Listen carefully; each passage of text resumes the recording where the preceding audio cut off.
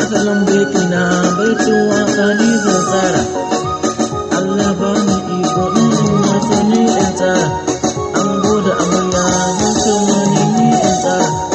Amarya mai kyau irin ko an wallahi. Yana san kifa ƙauna da ke ma ya kama.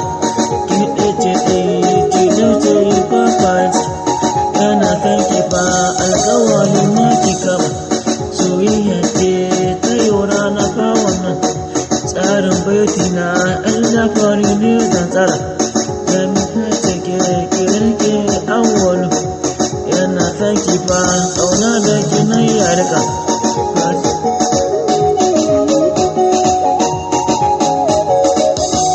Soyayya ce ruwan goma ce ko haka.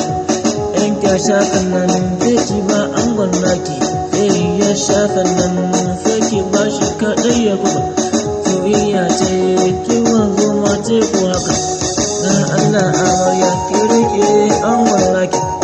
Yana san ki ba ƙauna da ki ma ya kama.